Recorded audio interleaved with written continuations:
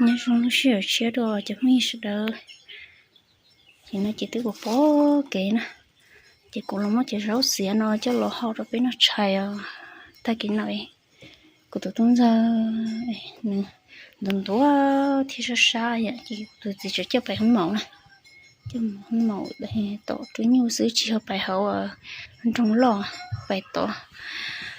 chỉ người chỉ tàu lò nè thay sử dụng những cái bài ta kỹ nọ cho có tiền này sao mà nó được lấy một cái sao vậy thế nó chỉ có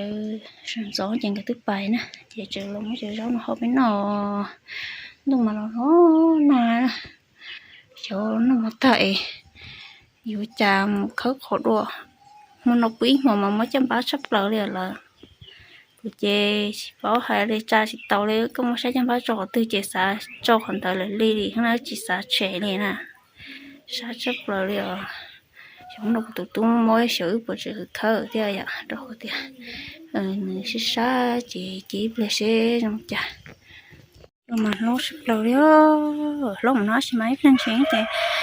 đến đó rồi lọt rồi giờ mình tao sắp lỡ rất chịu khó đi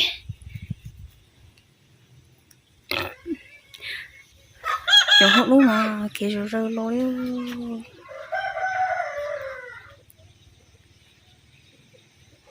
họ từ lò không coi nè mà chị suy nghĩ đi từ chỉ số tàu hết chị mua tép bà anh nhận hết ạ chị chỉ nó có gì chuyện cái cú lò ấy tụi chúng sao chị xa chị cũng tụi thấu ế quá ha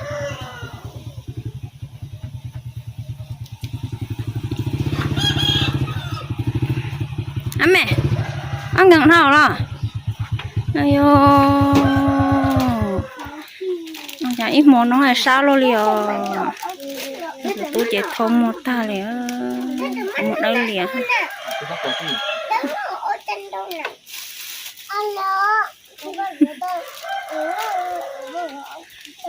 sao cho nó có nóng có hay lụt thế gì mà nhà thọ chỉ bỏ lời cho ti ngồi quá nó có một thốt ta liền bỏ một lá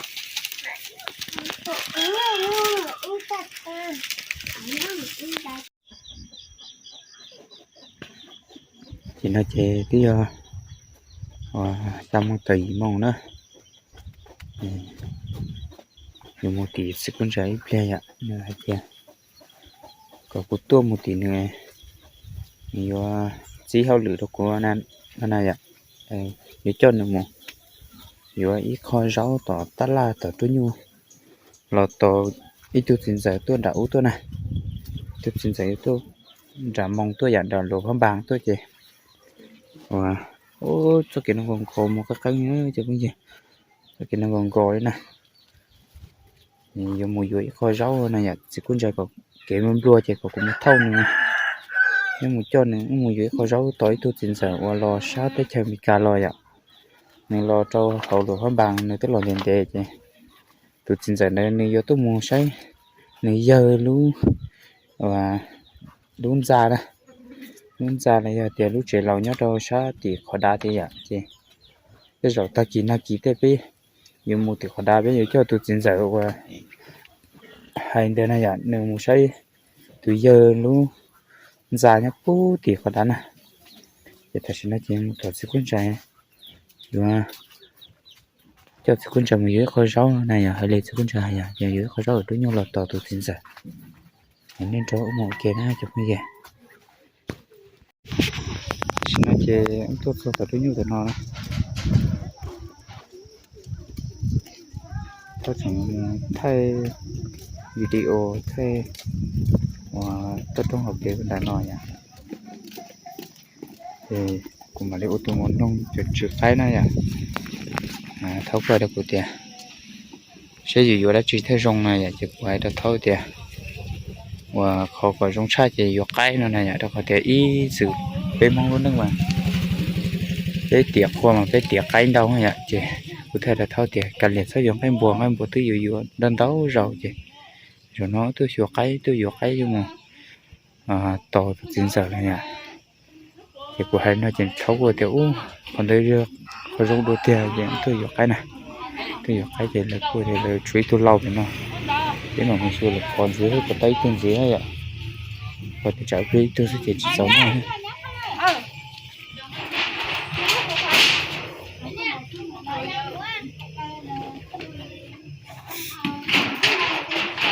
em mua ít lúa bê chờ lúa sản trà vậy à chỉ mua lúa thêm một chút luôn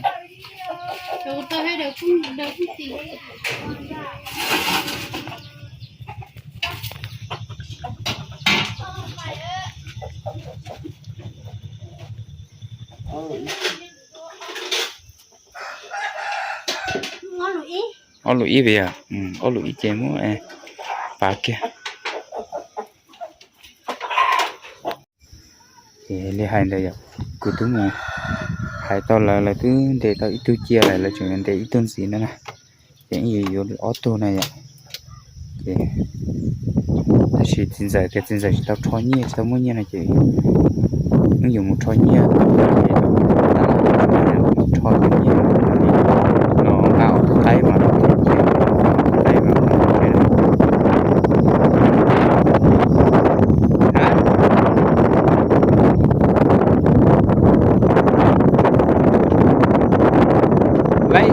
lấy tôi lâu rồi về là chuyện vấn đề tôi không gì nè của tiền lấy tôi lâu đó chỉ là chuyện vấn đề tôi gì nè gió tôi sao vậy tao có tiền giờ tôi lên tới sẽ gió tôi sẽ gì chứ à ít tôi thì block phầu hồng block bé hay gì ở kilo à tôi lâu ở kilo à tôi bỏ tiền nha ít kilo tờ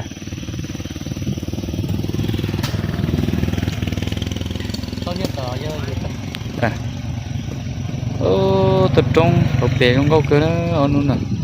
luôn là nó nà này tập trung học chút xe ha số kiện đàn đây số kiện một phút thì trái nhiêu này à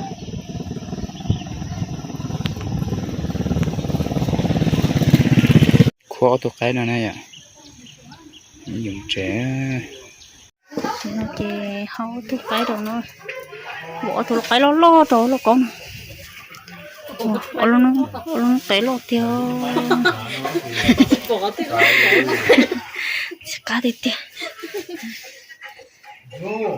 có thuộc cái nó to ít tôi chính xác lo sai chỉ con trai nữa thì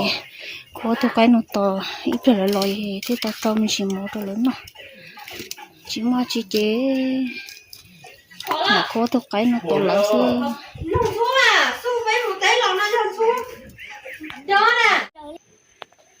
chị chỉ không hết chị nó muốn khơi nó sát hồ vậy nó nói họ bé thụt ở tôn hồ của tháo khơi này để cột tiền không nói rồi họ tiền hiện gọi lần khơi chơi khơi chỉ tiền mua một con dây thì chị có món thôi chị là hai cái kỳ á chị còn tôi khơi nó nói chị nó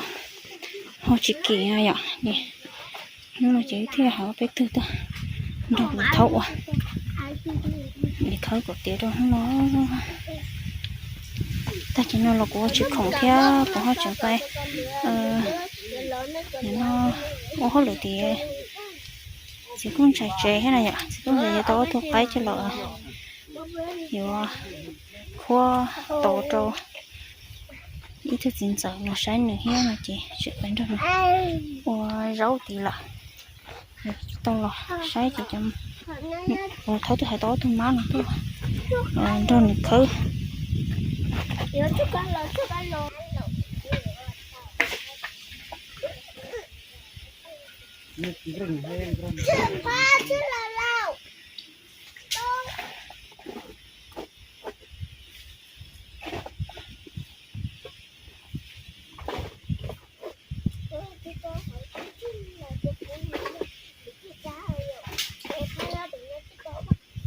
không bao giờ lo có cho sát tiền không tao khờ rồi thằng tiền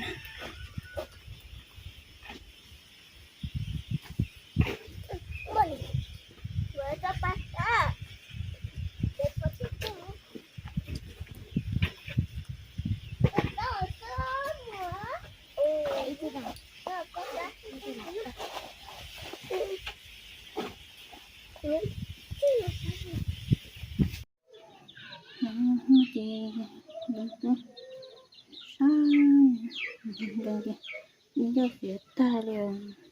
你跑吧。然后呢，医生到了一楼开口那样，我老女，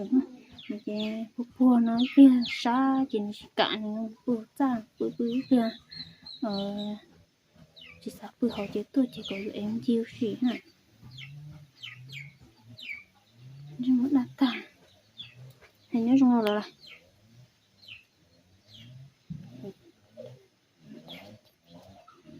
Hình như luôn rồi,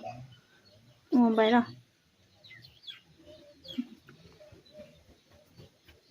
Đừng tôi chỉ cùng mình để lấy nha. Anh sẽ cho tôi bú luôn. Nó.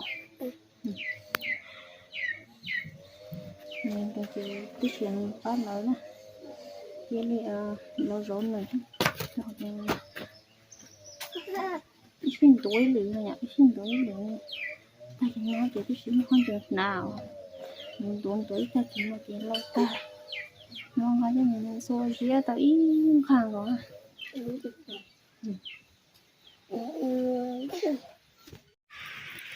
Nó na leo nó na bỏ nó môi nè. Nó na bỏ nó chế khơi tộc họ chế tôi tộc bị nó sa lấy khổng tu liền nó chế lấy tội nó bị chắn tôi mà thiết sa lấy khổng tu ấy nè. Cho họ tiền biết số kệ nó to này nhở, chỉ là tôi phụ thuộc công hiện tôi này như chế thâu khổng tôi cho bên này chỉ là tôi chỉ do lo nana chỉ nên chỉ tôi thì chỉ cho trên được tôi chỉ lấy đó, chỉ chủ yếu chẳng tôi có cái khóa mà chế thì tôi lấy này à, chỉ thì lý sa tôi khổng tôi thì mà chế chỉ khơi lấy khóa là chế chỉ cho to nó của này, to củaฉันตู้จอยเลยที่ซาโตเตดินโบโลเตมีสิมันเตตุโตยก็นะอ่ะเดี๋ยวซาเดียแล้วยังเตของมันยังหาจะแล้วลำเท่าจะย่อยอยู่จะอยู่เตอยู่ตอนนี้จึงให้อุ้งใช่นะจะอยู่ก่อนมันจะเลิกซาทันทอจะยาวอยู่ต้องกันอยู่นะอ่ะตัวsựอยู่ที่ลิจิละละร้อนmột thâu nó cho đi một chế giá xứ thì thâu xin lấy nha nó chỉ lo nó chỉ chế hiểu cái thì chán tu theo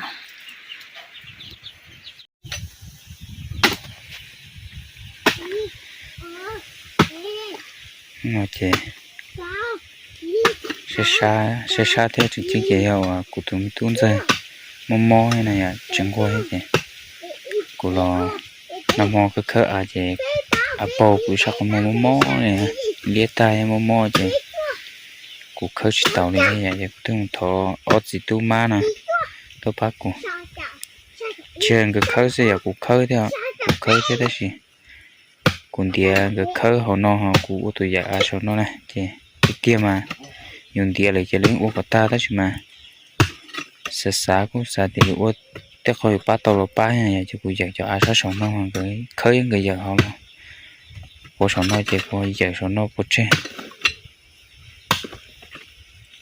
mua có chơi vậy tiền này mua có chơi tụi khơi này tụi tu mà tụi lớn gì tụi sợ thì tụi tu khơi mà tụi gì tụi giờ vậy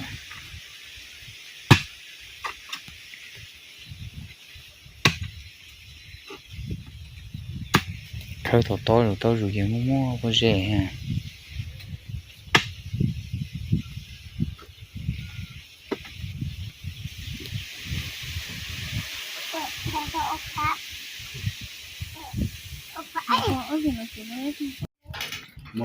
một lốt rồi nó chỉ cần đỡ một ít cứ chỉ ta xong trên một chén nó phải cho trên người hải cùng đó này rồi cùng đó rồi mỗi lần đặt đà như vậy số không hay là bây giờ để lúc nào để ở đâu cho tụi con Này mà có nên tạt chùa ta còn lính không phải. bố ta tụi nó làm ra có gì không nhiều ta cho FC sai bé lỡ chỉ bố ta đi rồi cho application đó cái nó chạy nhanh nó bây giờ cứ đi giờ chỉ đúng rồi chứ thì ต้องมาซื้อแล้วยังสิแล้วมาต้นให้ตัดตัวแล้ว nó mà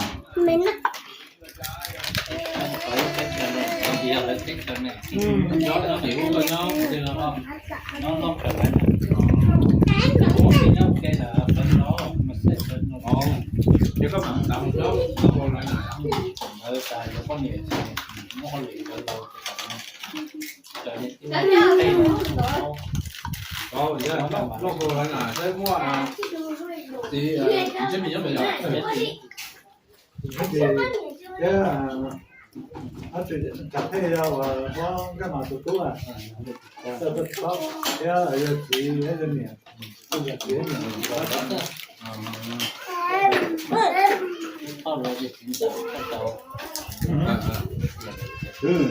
nó theo làm nó theo của cho ấy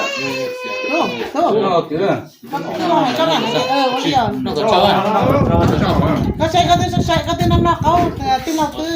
ทำเห็นแล้วก็เนี่ยแล้วมันเนี้ย nó mà nó của tiền của này ô cứ con chỉ xong hái cái nước phải cầm để đây là đi แต่ปลาเราที่เตี้ยซะจิตใจแล้ว họ để chờ nó ní chờ thầm xa này rồi chỉ cho cho phải dư này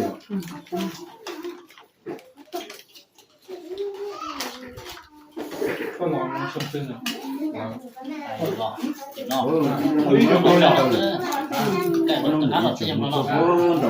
con người cho đi chạy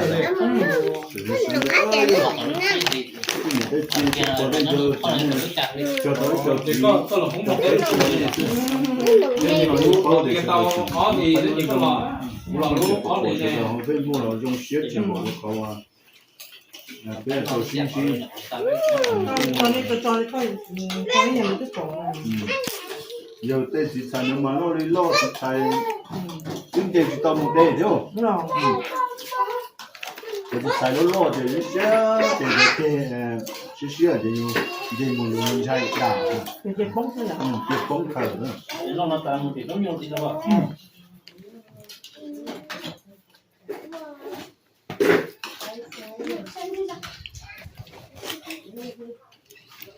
cho nên mà làm nó là nó phải cho mà lông ra thôi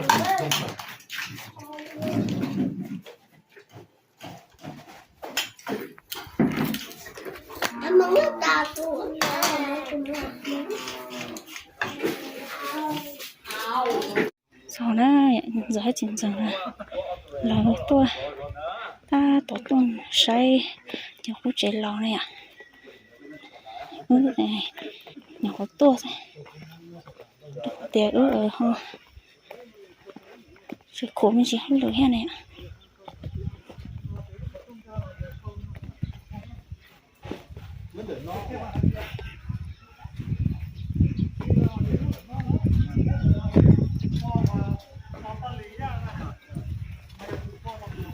Vâng, tôi biết rồi, thì cứ phải lòng đấy à? Chỉ có phải lòng à? Chứ mà, ôi, thế, mấy gì à? Thế, này, cái nó chỉ đẹp đấy. Thế luôn nào quá, nó cứ cho gì nha. Cái cho gì ha? Nơi vô sao là? Ủa chả nơ, đi chung cái học. Nó nhiều lắm chụp ạ nó nhiều lắm nó thì cả cái kiểu nó cho bạn nè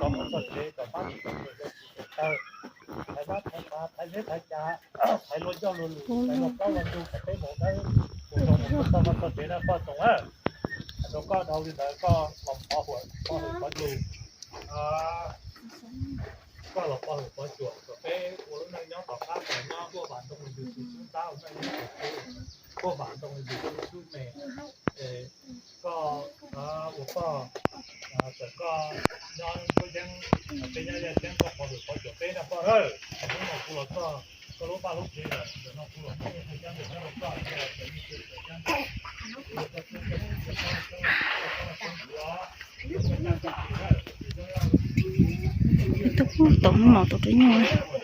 thì mình sẽ xin rằng phố tôi sẽ phố thì được phố nhớ còn nói nhớ tận nói sẽ phố thì nhớ còn nói khi nói chuyện là họ dùng một bố tổng bé rau bố tí lúc trong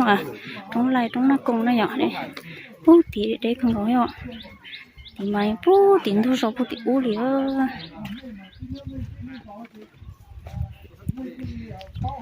nó thì một lò mà chống tổ chỉ nó từ yếu một lò mà chống tổ nhưng nó một chim mà thiết đã lột rồi còn ta mà nhìn chế to thế